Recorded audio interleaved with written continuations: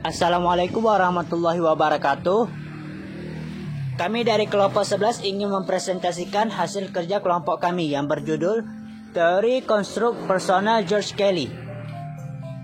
Kelompok kami terdiri dari saya sendiri, Muhammad Raihan Akmi, Sazarina Amiza, dan Anggi Regia.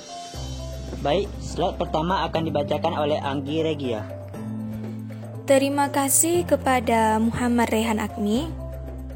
Baiklah, saya akan membacakan materi yang kedua yang berjudul Biografi George Kelly. George Alexander Kelly adalah nama lengkapnya yang dilahirkan pada tanggal 28 April 1905 di sebuah pertanian dekat Perth. George adalah satu-satunya anak dari Elfreda Ann. Kelly adalah panggilan untuk George Kelly adalah seorang mantan guru dan Theodore Fink. Kelly yang sebelumnya adalah pendeta Presbyterian.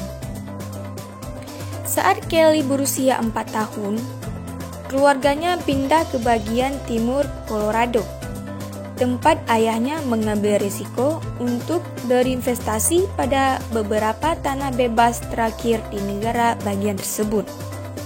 Kelly meninggal dunia pada 6 Maret 1967, sebelum ia dapat menyelesaikan revisi dari teori konstruk personalnya. Materi yang selanjutnya mengenai konsep teori kepribadian George Kelly. Yang pertama adalah struktur. Teori kepribadian Kelly memiliki dasar terkait dengan pikiran individu atau kognitif. Teorinya menekankan pada pendekatan ideografi dan orientasinya yang teleologis. Teori Kelly hampir mirip dengan teori individual Adler, bahwa manusia tidak diatur oleh realita, akan tetapi membuat tujuannya sendiri berdasarkan cara individu memaknai setiap peristiwa. Proses adaptasi dan penyesuaian dapat diprediksi melalui konstruk yang dimiliki oleh setiap individu. Proses kognitif merupakan pusat kepribadian individu, sedangkan emosi dan perilaku dipengaruhi oleh kognisi. Relasi sosial sebagai usaha individu untuk memahami konstruk personal individu lainnya. Intinya, Kelly memandang manusia sebagai ilmuwan. Pandangan Kelly tentang sains sangat berhubungan dengan pandangannya terhadap individu. Kelly merasa bahwa ilmuwan dan orang awam, misalnya, bukan ilmuwan dari keseharian mereka, terlibat dalam tugas yang sama. Bagi Kelly, ciri utama kehidupan sehari-hari antara lain adalah upaya kita untuk mengembangkan ide yang kemungkinan kita akan memprediksi peristiwa penting dalam kehidupan sehari-hari. Kedua, konstruk dan konsekuensi interpersonalnya. Konstruk yang berbeda merupakan bagian dari kepribadian dan orang yang kita bicarakan. Perbedaan semacam ini dalam sistem konstruk memiliki konsekuensi interpersonal yang penting. Ketiga, tipe dan sistem konstruk. Kelly membedakannya antara dua tipe konstruk yang berbeda, yaitu verbal dan praverbal.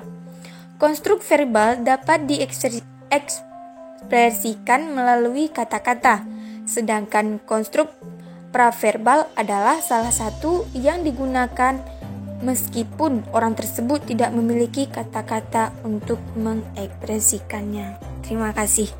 Selanjutnya, pandangan Kelly tentang manusia. Dalam Yusuf Syamsu menjelaskan bahwa pandangan Kelly yaitu yang pertama, manusia adalah scientist yang mencoba untuk memprediksi tingkah laku. Yang kedua, manusia itu pada dasarnya berorientasi ke masa depan. Yang ketiga, manusia memiliki kemampuan mempresentasikan lingkungan daripada hanya merespon. Yang keempat, manusia dapat mengembangkan rumusan tentang fenomena lingkungan.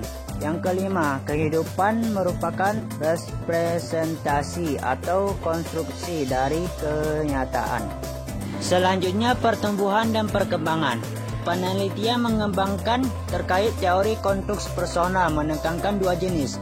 Yang pertama, eksplorasi atas peningkatan kompleksitas sistem konstruksi yang menghubungkan dengan usia. Yang kedua, eksplorasi atas perubahan kualitatif dalam lingkungan terbentuknya konstruk dan kemampuan anak-anak untuk lebih empati atau waspada terhadap sistem konstruksi orang lain. Baik, selanjutnya ada aplikasi teori konstruk personal. Yang pertama ada Test Role Construct Repertory atau REP.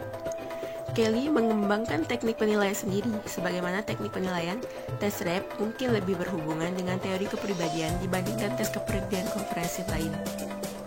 Selanjutnya ada perkembangan abnormal, terbagi ke dalam dua konsep. Yang pertama, anxiety atau cemas adalah suatu pengenalan bahwa peristiwa-peristiwa yang dikonfrontasikan kepada individu terletak di luar daerah sistem konstruknya.